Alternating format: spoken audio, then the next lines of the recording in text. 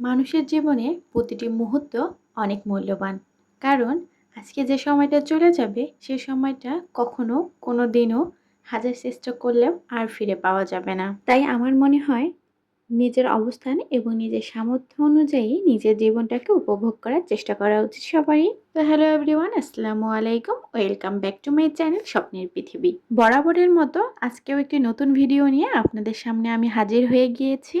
আর আজকে মূলত আমরা একটু বাহিরে ঘুরতে গিয়েছি আর সেখানকারই কিছু মুহূর্ত আপনাদের সাথে শেয়ার করব। আজকে হঠাৎ প্ল্যান করে আমরা আজকে ঘুরতে গিয়েছি।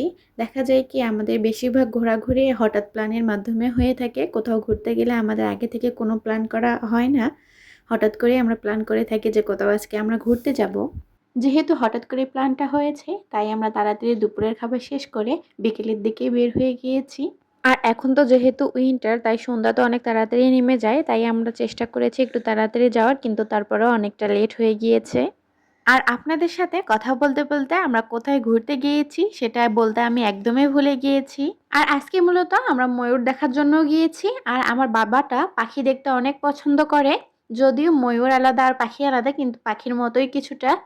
আর তার সাথে পরিবেশটাও ছিল অনেক সুন্দর, চারিদিকে শুধু সবুজ আর সবুজ, যেদিকেই দেখাচ্ছিলাম সেদিকেই সবুজ। মনে হচ্ছিল যেন আমরা বাংলাদেশে চলে এসেছি। আর এই জায়গাটা দুবাই ফিউচার মিউজিয়ামের পাশেই ছিল।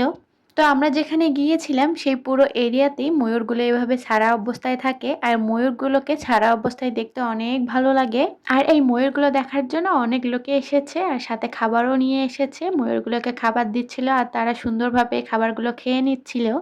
আর এখানে একটা খরগোশও ছিল। আর আমি অন্য ভিডিওতে দেখেছি যে অনেক খরগোশ থাকে, কিন্তু আমরা একটাই দেখতে পেরেছি।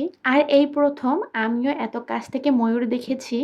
তো এর আগে আমি যত ময়ূর দেখেছি সবগুলো চিড়িয়াখানায় দেখেছি আর বাঁধা অবস্থায় ছিল, এই প্রথম আমি ছাড়া অবস্থায় ময়ূর দেখলাম। তো যাই হোক, আমরা আমার বাবাটার সাথে অনেক সুন্দর একটি সময় কাটিয়েছি ওখানে গিয়ে, আর আমার বাবাটাও অনেক খুশি হয়েছে ঘুরতে গিয়ে।